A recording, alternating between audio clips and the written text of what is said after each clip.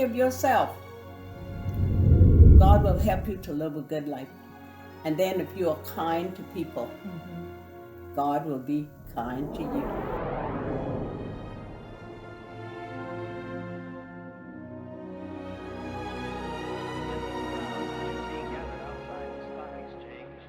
Due to the greatest crash in the history of the New York Stock Exchange in market prices.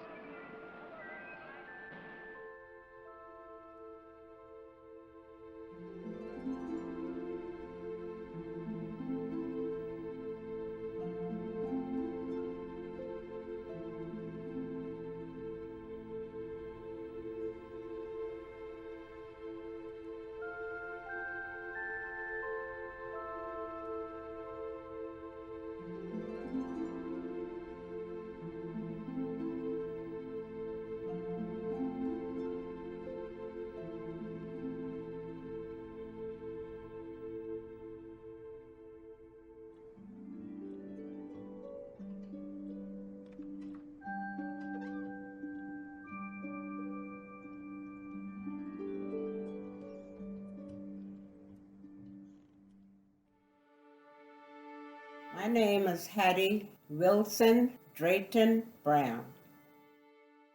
I was born March 11th, 1929. I was born here in Mount Pleasant, off of Rifle Range Road. The course of my life, I lived here where I was born.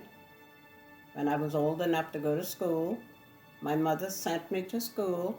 I went to a little 2-room board school out on Highway 17. The classes start from primer, they called it. That was way a long time ago. And I went from there to 3rd grade. And after my 3rd year completing that little school, my mother took me down to Lang School in the town of Mount Pleasant, which was Lang High. They had elementary and the high school together. And I went to Lang School at the grade of the 4th grade. And I went as high as 8th grade. And the reason for that, during the time of my mom having her children, me being the eldest out of them, I had to stay home at time to help with taking care of the washing of the clothes and doing for them, taking care of the house.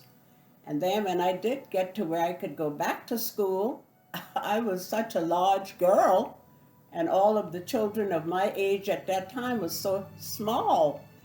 So I told my mom, I said, well, gee, I said, I'm being so large, and then they set me back because I wasn't able to go to school at the time that I was supposed to. And so I told myself, well, I'll just stay out of school and go to work. I was married, well married, had children, so I did that. I went to work, and we used to work in the farms, like the Mr. Luca farm, and we used to pick cucumbers, cut cabbage and greens, pick string beans. And my husband went into the ministry. And when he went to the seminar to learn to do that, I went back to school. I went to the Wando School. I had finished 8th grade, so I started with the 9th grade. And I completed the 4 years. And instead of me marching with the students, being a person that went to school at night, they just gave my diploma to Reverend L.O. Johnson. And he gave it to me at my church. And folks that were there, we even had visitors of Caucasians, they remarked about it, saying that that was courage that I had to go back to school and completed my 12th grade. So I was very happy about that.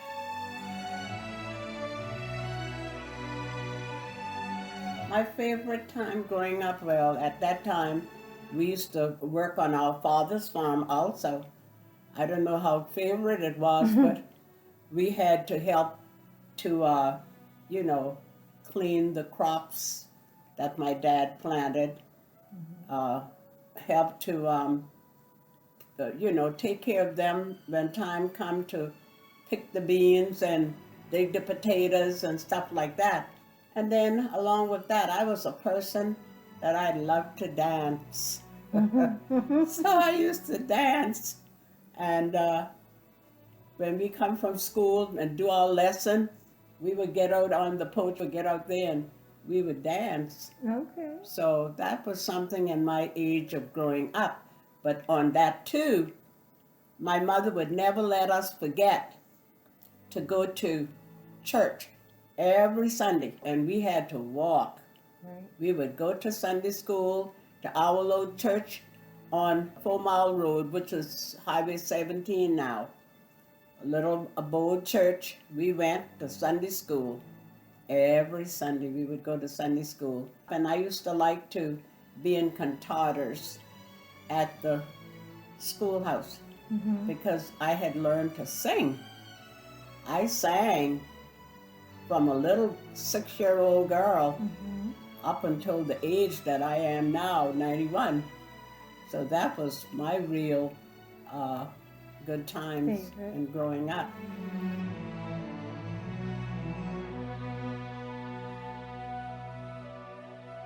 At my time coming up, I don't know too much of any rural event because at my age, my father didn't let us go out, you know, to certain things. So really and truly, I don't know too much of the rural event because he never let us get out and go. Okay. Yeah. Okay. I know when we went to school, we had to walk, like I said, to the little board school until there was a man by the name of Mr. William Bryant. He had one of these long truck that he built a house on it, covered over, and he used to pick us up and take us to school because at that time there wasn't no school bus for the black people. Mr. Peter Johnson, he was one that worked with folks that tried to get school buses for the black people. And before he died, that came about. School buses came and pick up the blacks as well as the others.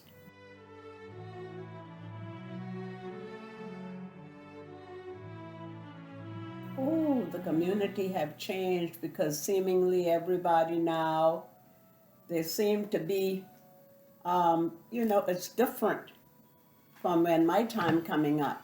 You go in a community, you don't know whether it's a black community or a white community. And so, in that way, this is how I see the change in my time coming up until this time now. Seemingly people are more concerned about one another. In this time now, there are times when there are some you would find good and bad.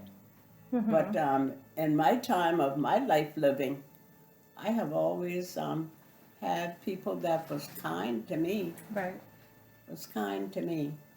So I can't say that I have had real bad times, but there are times now where some folks, with this going on now with the pandemic and all, look like people are trying to help.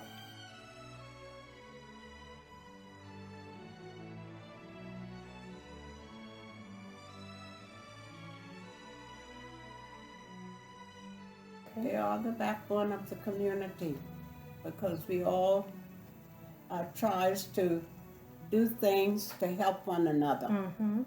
You take now the community here, they have like people that are going through this pandemic don't have work. They have gotten out of work because of it. And The community is coming in to help people. Yes, they sure are. They're coming in to help because right here in my community, our church has a food pantry. Yes, ma'am. That would help people when they need. Yes, so people are trying to help people. So, are you living on heirs property? No, I'm not. Then that's a good thing.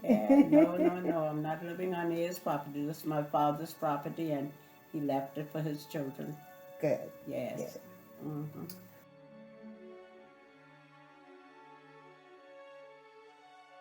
Well, I love the TVs. So this is my company, because both of my husbands, they both have gone on to be with the Lord.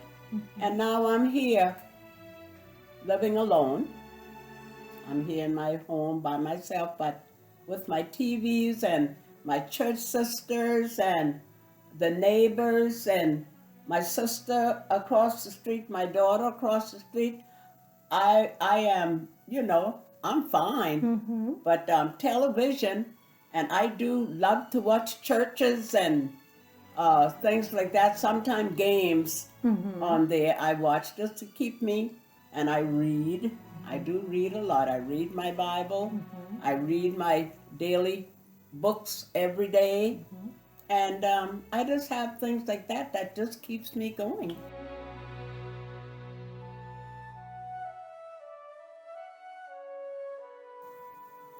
The most important lesson that I have learned in my life, my mother have always said that if you meet a person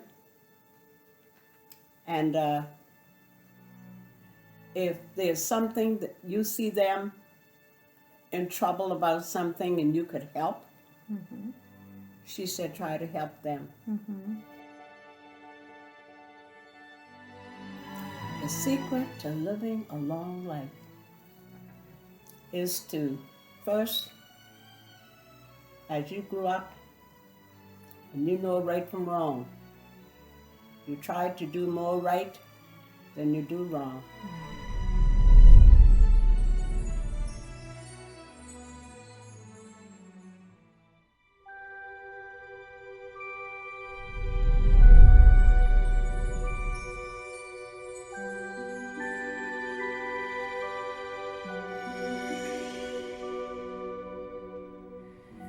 The lesson I've learned is that things come, it goes like a ball, like a circle.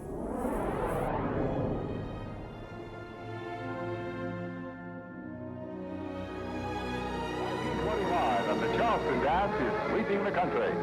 At New York City's Roseland Ballroom, there's a Charleston Marathon going on, and the rhythm of the city takes on a brand new tempo.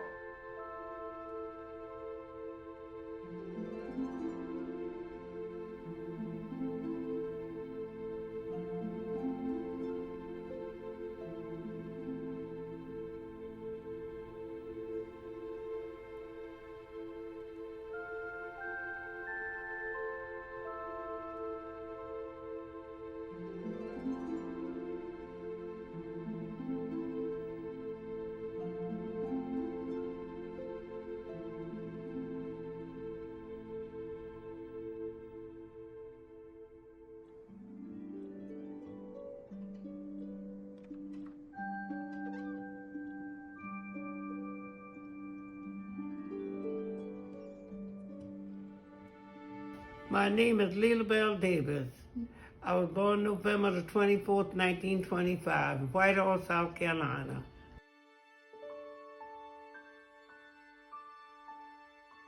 In 1950, I was able to purchase my first home.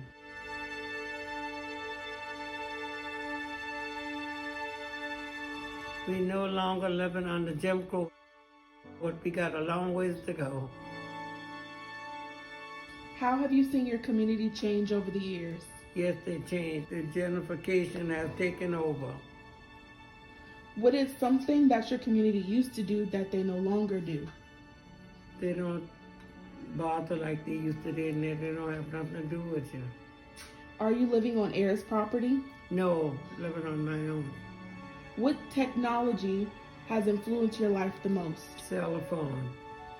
What are most important lessons you've learned in life? Work hard and spend your money wise. What do you think is the secret to living long life? Praying and work hard and take care of yourself. My name is Cornelius Richardson Jr. I was born in Charleston, or James Island. It's Charleston County now, James Island. April 4th, 1926. Farming was the one thing that just about everyone did. If you didn't have a farm or a garden, you had a pot or a row that you plant something. Now it has changed, but less gardening and more farming. Horse and buggy to machinery. Changing Camp Road, the road that was dust and dirt, came to be a paved road, and it was moved farther, not much of a distance, but farther from the house, front of the house. In every walk of life now, there is machinery. It has been done in the community as far back as I could remember, and that is laundering clothes by using a cast iron boiler fired with wood. Boil the clothes, use a liquid that was called bluing for white clothes, that makes it sparkling white. The church seemed to be the solid thing for the people of the community. The property I now live on was once owned by my great-granddaddy. And it moves right on through my granddaddy to my daddy. And here I am, the heirs of my great-granddaddy. And I'm still living on the property. One of the lessons I've learned, and it goes back to the Bible and the religion, do unto others as you would have them do unto you. The secret to a long life is a healthy body. And it comes with food, proper food, exercise, and good, clean thoughts.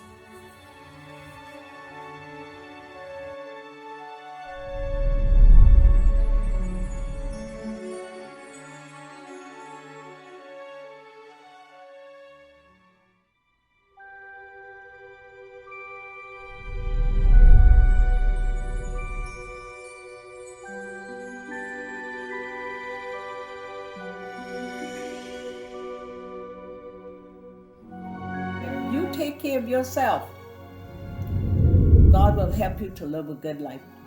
And then if you are kind to people, God will be kind to you.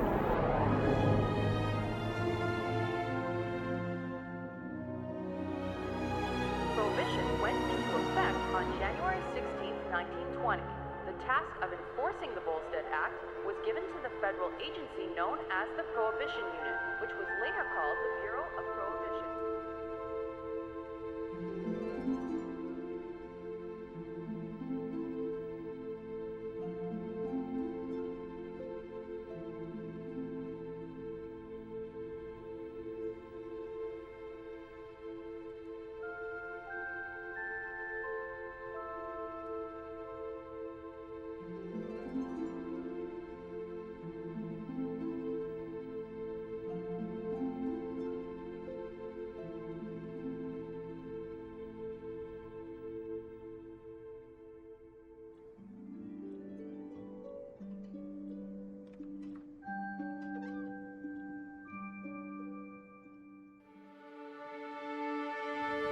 My name is Eloise Frazier. Well, around in the 30s. I was working there. I was a cook. I worked in the cigar factory. I went to New York City and I was an operator sewing. I make all the clothes, went to church, sing on the choir. I still cook sometimes. Right now, things are not like they used to be. When we leave home, you could leave our door open before, but you can't do that now. We don't communicate like we used to.